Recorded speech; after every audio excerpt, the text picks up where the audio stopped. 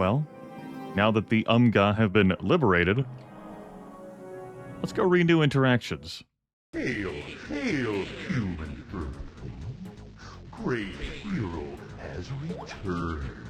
Oh, my ribbons quivering. Just looking at him on monitor. What smile. What sparkling eyes. What nice bony structure. He one who has saved us from mental compulsion of evil talking pet. Hail! Hail! Hail! Oh, great hero! We grateful species, speak to us how we reward you. Hail me. So what should I do with the talking pet? You mean corpse of talking pet, don't you, Captain? Did kill it, didn't you? Yeah, that's right, real dead. So what should I do with its corpse? As general rule, corpses aren't too much fun. When we were first starting to mess with its brain, our intention to get it smart enough to accept orders from us, and then repeat them as though they legitimate Ur-Quan commands. We going to play little joke this way. We going to use talking pet to order Spatty to attack Fox. Oh, that better raid. Zap, zap, kaboom! Even better than old Dogar and King's Eye routine we pulled on Ilrath a few years back. Before those spoil sports back stole super cool hyperwave cash. If you had not figured out the whole Ilrath ruse, well, the ruse that the Umgah pulled on the Ilrath involving Dogar and Kazon and a hyperwave caster, there you go. Now it's been told. So how did that talking pet get control of your species? Ah, well, Dnyarri, who kind of our neighbors, gave us talking pet, hoping we could heal it more severe injuries, which we did. While we working on it, we do routine brain structure scan and discover that creature have extremely sophisticated set of neural pathways, even more complex than own. Further analysis show that with minor genetic manipulations, talking pet intelligence greatly expanded, perhaps even to sentience. Oh, little did know what monster we created. Only a few hours after injected nanots with modification program, creature wakes up. Almost immediately took control of hospital, then city, then whole planet. We try to resist, but creature, even in drug-weakened state, too strong. From that day on, we just mindless slaves who live only serve talking pet and big plan. What big plan? Oh, we never quite sure about details of big plan, except it involved getting revenge and mean lots of revenge against Ur-Quan masters. He said the name of the game! I have pondered what I find the most disturbing about this image, and there isn't much of anything I find disturbing. From what's happening over here, to what's happening over here, to what's happening over here. This all is the most benign. I'm really in the body of the many in System Shock 2. Isn't this right here?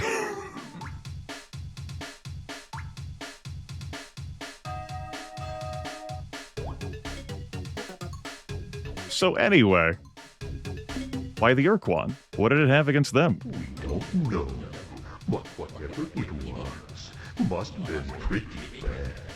Because talking pet mad, real mad. How mad, you ask? Blowing up planets and eating juveniles mad, that's how mad. We got the impression Ur-Quan did something awful to talking pet. Or maybe even whole species. Whatever it worse than slavery. Maybe even worse than death. I want to mention, I want to reflect rather upon what the Umgah here said. If the information conveyed here is to be true, if we are to take the Umgah as reliable narrators, and what they are saying to the great hero, one of these talking pets, drugged as it was, having just blossomed back into awareness and power from the Umgah's nano machine bioengineering technology, overwhelmed every single Umgah, all of them. And when it recovered, not just the Umgah on the planet, all Umgah battle groups we encounter across space. Just one of them. What the fuck? Gentle Blavies, please calm yourselves. We act solely from largesse. Rewards are unnecessary. We must reward your deeds of courage. Killing a talking pet was a feat none of our species could perform.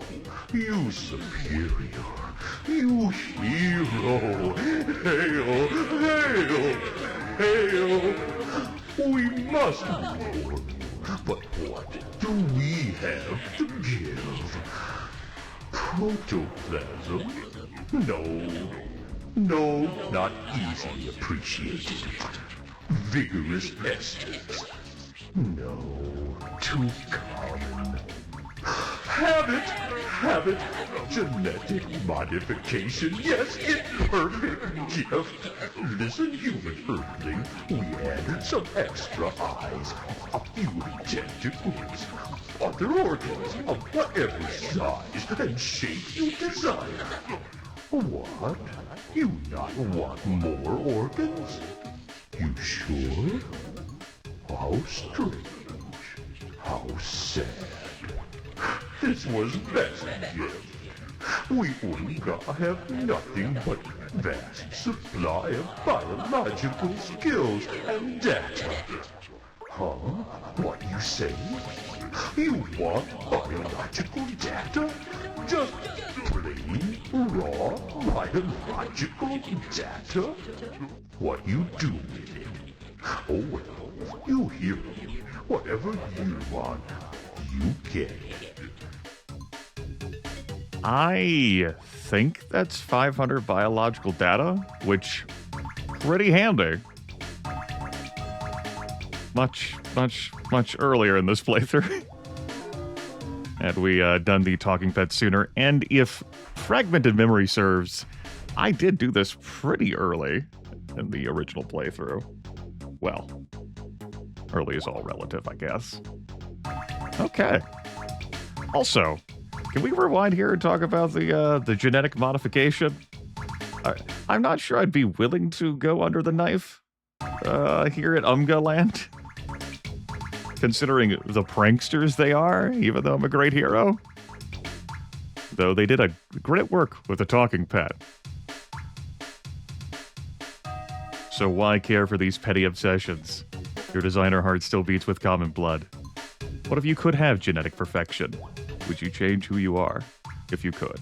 Since I'm your great hero guy, you got any secrets for me? I like secrets. Secrets? You want secrets? Our secrets? Oh, you made a fatal mistake, human. Good joke, huh? Scared you? Sure, we'll tell our secrets. Now let me see. What are secrets? Oh, yes. Remember, it's about mycons. You see, mycons only other race we know of that have same kind of biotechnical skills as Umgah. But amazing thing, they do all with their own bodies. Don't need tools. They just think.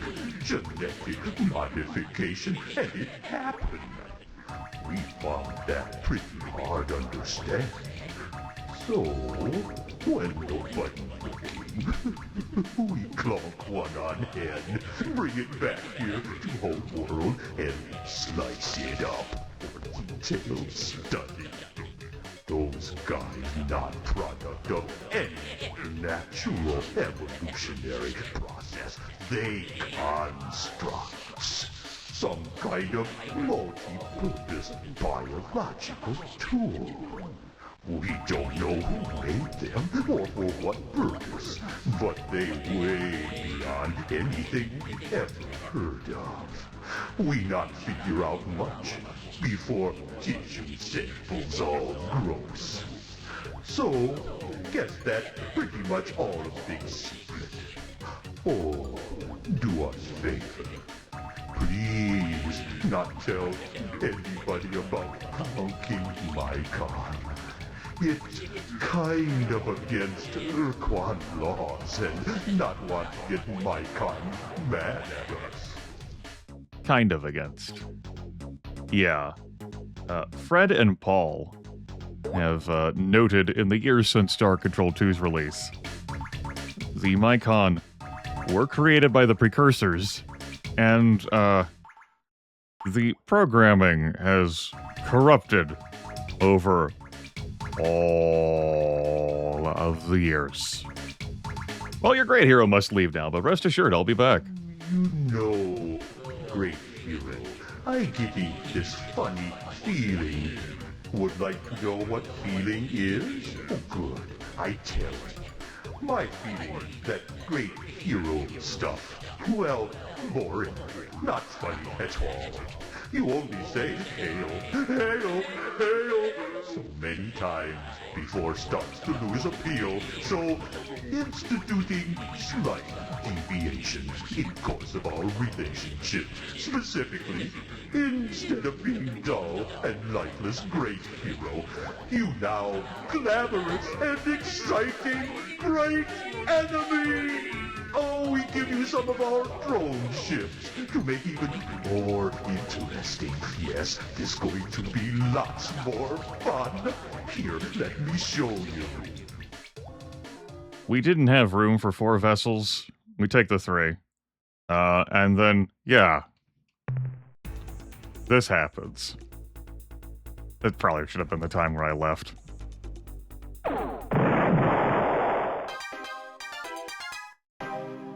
I figured maybe, though, like, alright, we're good. And that's that with the Umgah planet. I am going to throw out a safety save. Also, my crew numbers are different over here because I did some crew rearranging. The Cyrene is capped at 12 crew when you're refilling at the starbase, but clearly has capacity for so much more, and I peeled off some extras from there to bring it down. I actually think it's at 6 now. I would like to talk with some more Umgah. I do recall their lines being amusing, now that I am the great enemy. So we'll chat a few more times. Ooh, 2! That's the magic number, Avatar. Hello, human earthling, say you. Although we appreciate your efforts on our behalf, we really hate eternal gratitude stuff. So we've decided to kill you now. We pretty crazy blobbies, no? Okay, Chmmr Avatar. Let's do this.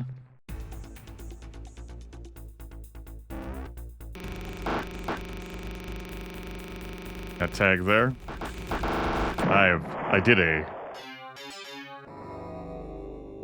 What the hell happened there, Grimith? Are you...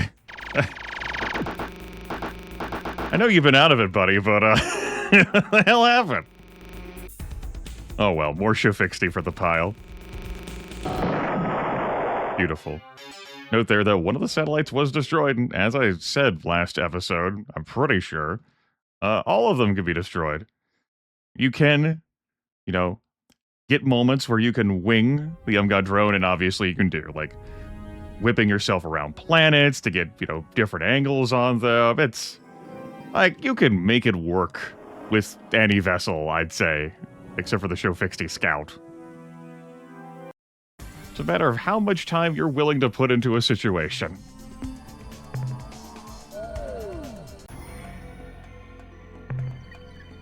And we're approaching the end game of this series. We gotta get this wrapped up before my interest levels plummet, before your interest levels plummet. Grimith, my interest levels already plummeted. I'm watching this in 2032 instead. Like, oh, okay, well, it happens. Believe you me, it happens. I have really enjoyed this revisit of the Ur-Quan Masters. I'm glad I utilized the high-definition MEGAMOD. Had some different pizzazz here. It's been great fun. No, that hasn't been. I'm also glad for the editing decisions I made for cutting out the planetary exploration stuff. The transit. Saved us some time for other things, like chasing dialogue. Speaking of which, before I even show up the Earth base... Captain, the Halo device on board this vessel is giving me a headache. Please remove it. Now, Captain. It is foolish to resist. It remains more effective than I thought. You're still able to disobey. Ah, well. What can I do for you, Captain? How's it going, Dnyarri? You okay down there in the cargo bay? It is cold and empty. I could use a thermal blanket. Since it is incredibly boring down here, I am using the opportunity to try and get some sleep. What do you suggest I do now? The first thing I do is to make sure I had a strong ship and fleet. What can you tell me about your race, Dnyarri? I'm also now reflecting that I didn't give the Umgah battle groups much time to shower me with funny statements. I guess I'm fucking done.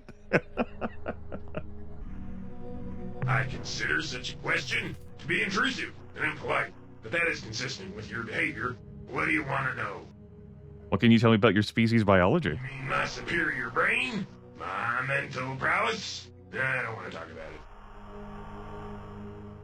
What can you tell me about the history of your people? Over 20,000 years ago, my species was happy and carefree, living a life of peace and contentment on the surface of our world, Ventiflork.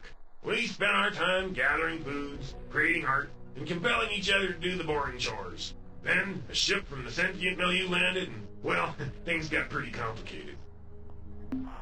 I know so little about the sentient milieu. Can you describe it? The sentient milieu were a bloodthirsty empire that ruled a large section of the galaxy for thousands of years. If you've heard that the milieu was a cooperative union of sentient species, it's lies, all lies. The Ur-Quan were just a part of the milieu, but their dark and evil hearts infused the entire association with a sinister ambiance. So tell me about the war between your species and the sentient milieu. Well, after we'd been in contact with the milieu for a while, they decided to kill all of my species. Now, does that sound like a reasonable, friendly bunch of aliens? Huh? Does it, Captain? No, it does not. Well, the war was over pretty quick. My species lost. Instead of just killing us, the Ur-Quan modified our genes. Our children were born non-sentient, dumb animals. For the past 20 millennia, we Dnyarri have been serving the Ur-Quan in the most demeaning way they could imagine, acting as mindless translators who communicate the words of inferior races. Come on, we're buddies, pals, compadres, amigos. Amiz, tell me about the scope of your psychic powers. Captain, I don't think you meant to ask about my powers. Didn't you mean to ask about flowers? Yes, Dnyarri, I wish to know about flowers. Flowers are beautiful and smell nice. Now, be a good human and leave me alone. I wish to go now. That's right. Even the Taelo shield. The Dnyarri can still manage some modest compulsions. An excellent idea, Captain. You must have a great deal of work to attend to. Goodbye. Bye. Alright. Starbase Commander. Greetings, Captain. I'm ready to assist you. Can your scientist analyze what I've acquired since my last visit? The analysis reads as follows. Subject, talking pet life form. Data, this creature is physiologically identical to the so-called Ur-Quan talking pet with one notable exception. It is highly intelligent and evidences strong psychic capabilities.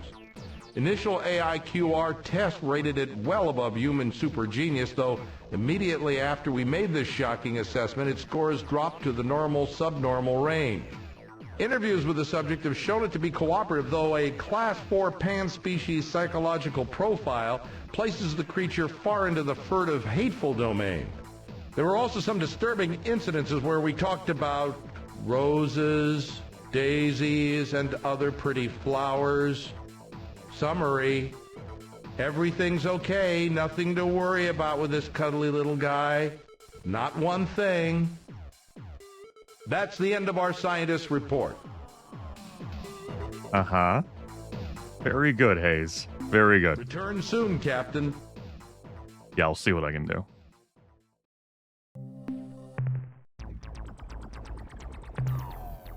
Refuel. That's probably time to get rid of the storage bay. We'll hold off on it just a little bit longer. Look at the crew. So the crew losses are going to be a bit wobbly now, thanks to the extra crew that I got courtesy of last episode.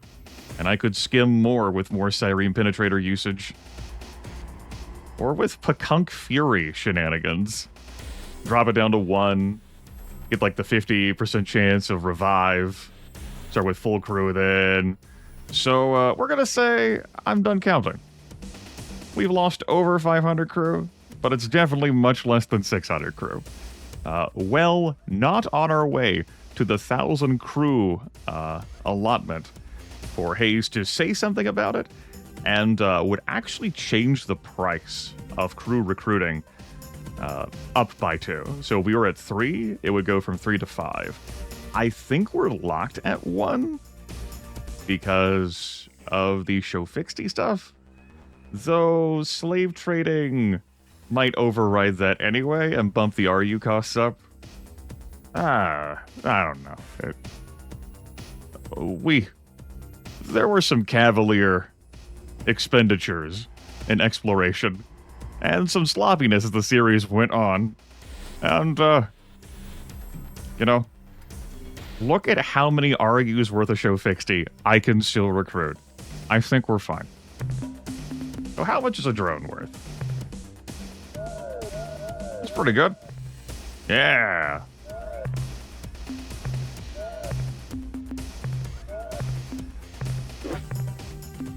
There we go. Recruitment-wise, let's bring the Supox blade back. There we go. No more elbow space required, and the Earthling Cruiser, the Oars Nemesis, the Show Fixedy Scout, definitely not the Show Fixedy Scout. No, not that either. You know what, Oars Nemesis, you get to come along. I think the Earthling Cruiser can stay at Earth. Because you've been definitely using all these resource units to build a bunch of ships, haven't you, Hayes? Haven't you, Hayes? Save the game. Alright, we have some more travel to do this episode. Much like the Pakunk do. As they continue their way to these spheres this playthrough is not going to go long enough for them to collide with the two spheres and them have a great rip-roaring good time.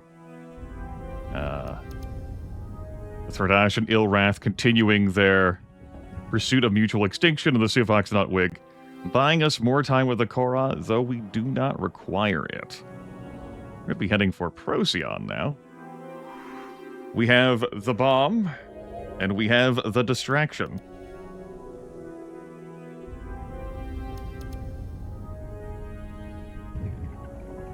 I do not know what my fleet composition is going to be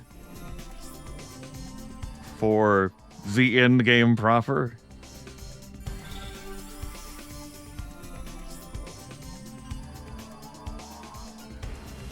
Most of these vessels, I do not imagine will be coming with me.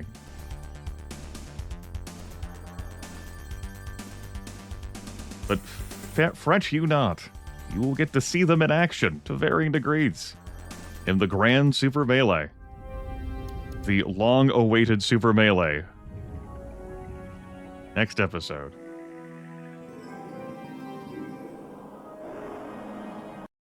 You are ready. You are fully prepared for the undertaking.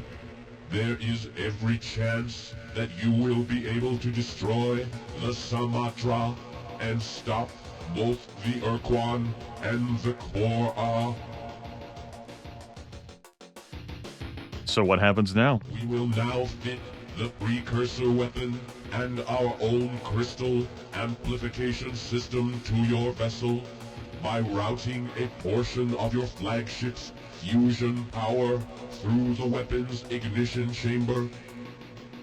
Its destructive force will be multiplied by a large factor. We'll fire this weapon at the Sumatra, right? It's not going to hurt my ship? Your vessel will be totally annihilated.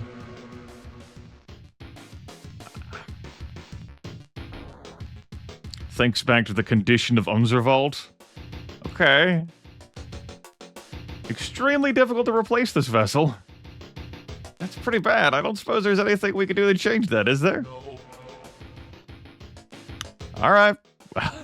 Proceed with the modifications. The completion date for your vessel's modification is roughly 2 weeks hence, so that you and your human companions may make any necessary preparations at your starbase. We will now transport you and your crew back to Earth immediately. Good luck, Captain.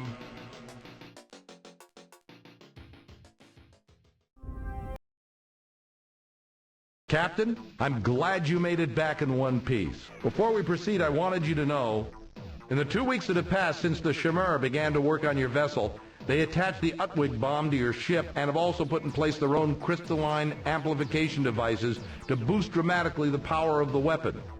This work is now complete and your flagship is ready for whatever final modifications you desire. The Chmmr technicians wanted me to explain to you that the bomb and its crystal power boosters are fragile and cannot be moved from their positions at the back of your vehicle. Now I have some bad news and some good news. The Chmmr had to remove all your main modules, weapons, crew pods, and the whole lot, including your emergency warp escape unit, so pick your engagements carefully, Captain. In addition, their equipment now fills the rear 10 slots, leaving you only 6 for your own modules. But here's the good news. The Chmmr have provided us with an unbelievable wealth of minerals and other resources. We no longer have limits on what we can build for your flagship or your fleet. We didn't have realistic limits anyway. Commander Hayes, considering how great of a job I did accumulating resource units. The limit was you and your lack of go-getter attitude. Yes, no emergency warp escape unit anymore. We're all depending on you. Goodbye, and good luck. Take a look at the starship. There it is. We have an escape pod now. The landers are gone. We can't even select those slots to learn more about them. We cannot meddle with them. Just the front 6. That's it. Rest in peace, storage bay. And yes, unlimited resource units. Now is the time to slave trade. Next time. Not this. Super Melee! Yeah! And then the end game. There's probably no turning back now, even though we have quite some time left before the doctrinal war concludes.